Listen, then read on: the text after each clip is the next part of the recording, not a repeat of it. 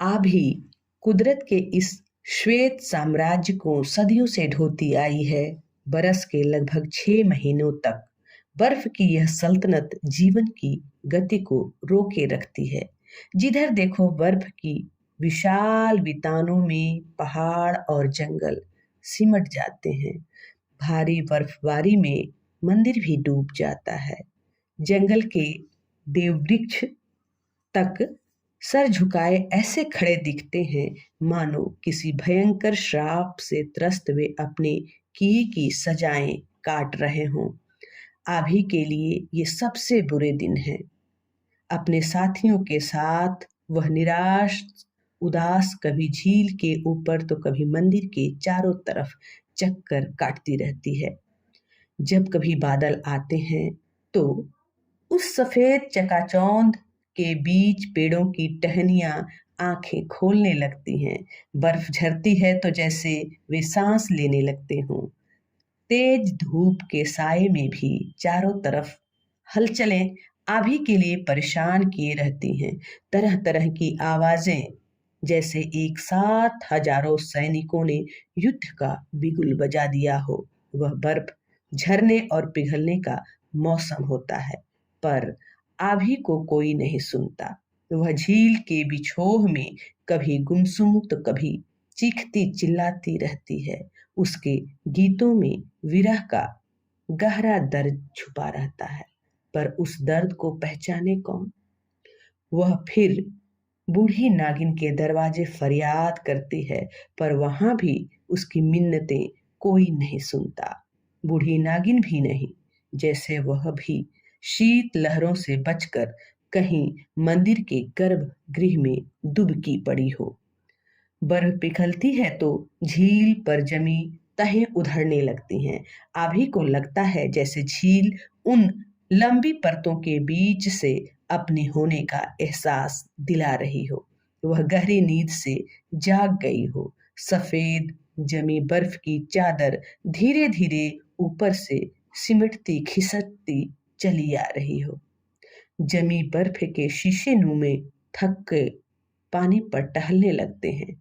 आभी एक आध पर उड़कर बैठ जाती है तो उसे असीम आनंद का एहसास होने लगता है।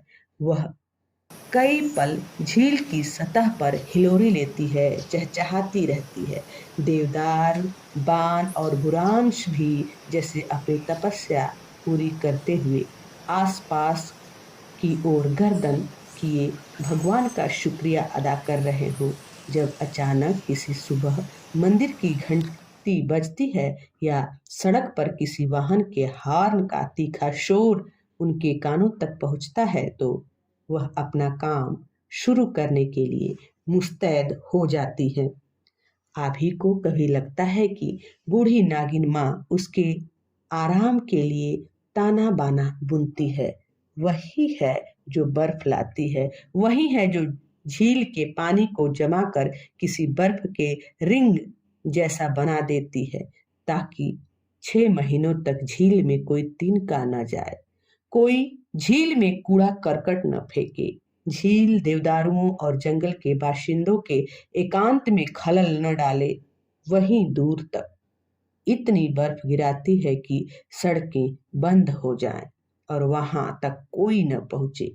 बूढ़ी माँ भी चैन से अपने दिन गुजारे, कोई उसके द्वार आकर अपने अपने स्वार्थों के बाजारों को संपन्न करने की दुआएं न मांगे।